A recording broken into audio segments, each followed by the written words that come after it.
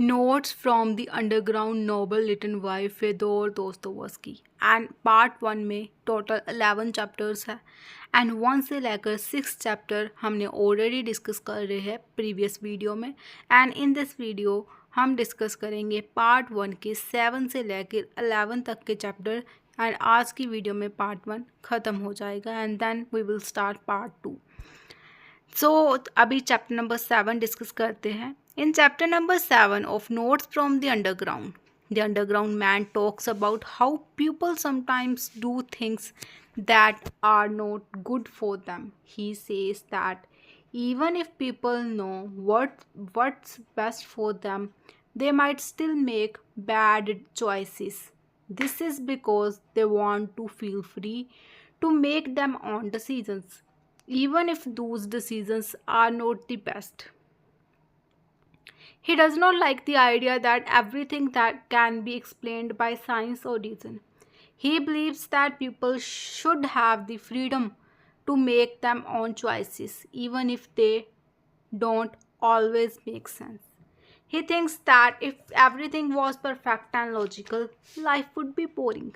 The underground man uses the example of 2 plus 2 equals to 5 to show that sometimes people want to believe things that are not true just to feel free. That he believes that being able to make choices, even wrong ones, is important for human beings. In chapter number 7, Dostoevsky shows that people are complicated and don't always act in ways that make sense. He reminds us that freedom and the ability to choose are important part of being human. In chapter number 8, the underground man continues his critique of the idea that human behavior can be fully explained by science and reason. He imagines a future where scientists have discovered a formula that predicts all human desires and actions. In this scenario, people would no longer choices based on personal desires. What would follow a predetermined path, much like keys on a piano. The underground man argues that if humans were reduced to mere machines, life would become dull and mechanical. He believes that the essence of being human life lies in the ability to make choices, even irrational ones, to assert one's individuality. This freedom to choose even against one's own best interest is what makes life meaningful. He also points out that throughout history, people have often acted in ways that defy logic and reason, not because they are ignorant, but because they value their freedom to choose.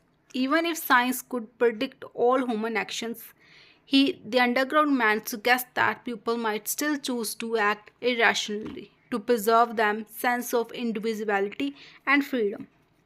In chapter number 8, Dostoevsky emphasized the importance of free will and the human capacity to make choices, even irrational ones, as fundamental aspects of human nature. Dostoevsky shows that freedom and the ability to make our own choices are very important, even if those choices are not always the best. They help us feel alive and unique.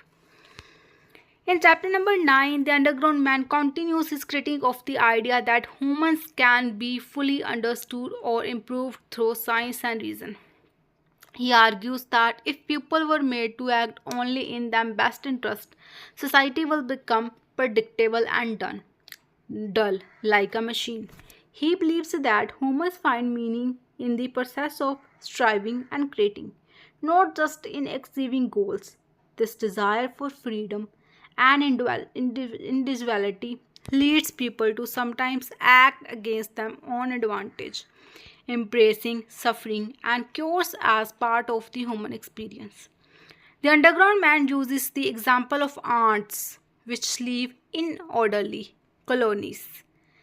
To contrast human nature, unlike ants, humans are unpredictable and value the journey of life, with all its uncertainties over the certainty of a predetermined path.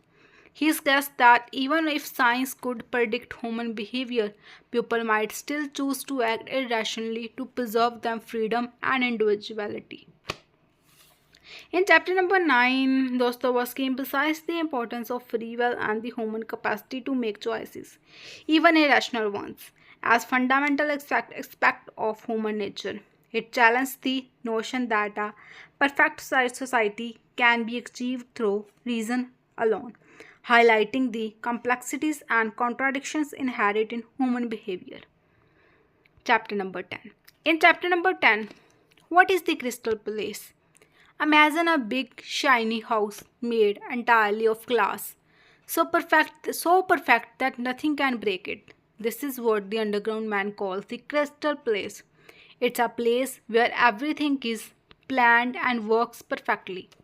Why does not the like it? Why he does not like it? The underground man does not like the crystal place because it's too perfect. In such a place, he would not be able to do small, silly things, sticking out his tongue or making funny faces. He believes that if he can't do these little acts of rebellion, then the place is not truly free. The chicken coop analogy. He compares the crystal place to a chicken coop. If it were raining and he had no other place to go, he might hide in the chicken coop to stay dry. But he would not call it a place because it's not a grand and perfect. He wants something better than just a place to stay dry. He wants a place that matches his dreams and desires. His deep thoughts. The underground man wonders why he has such strong desires for things that might not even exist. He questions if he was made this way just to realize that his desires are impossible. He feels confused and troubled by these thoughts. In chapter number 10, throughout this chapter, Dostoevsky shows that the underground man values personal freedom and the ability to express himself. Even in a small base, he does not want a perfect world of it means losing his individuality and the freedom to be himself. Chapter number 11 and the last chapter of the part 1. The underground man who lives all by himself. He likes to think a lot, even if his thoughts make him sad or confused. In this part of story, the man says, "Sometimes I say things I don't even believe myself. I try to imagine people talking to me, but they are not really there. I make it all up in my head." He tells us that he's not writing this for other people to read. He's writing just for himself, to feel a little better, and to understand his own feelings. So this man has been writing down all big thoughts and feelings. But in this chapter, he stops and says, maybe I have been writing is not all true. Maybe I was just writing to sound smart, or maybe I was lying to myself. This means he's not even sure if he believes what he wrote before. He's confused and a little sad. Then he says, I imagine people reading this and laughing at me. But these people are not real. I made them in my head.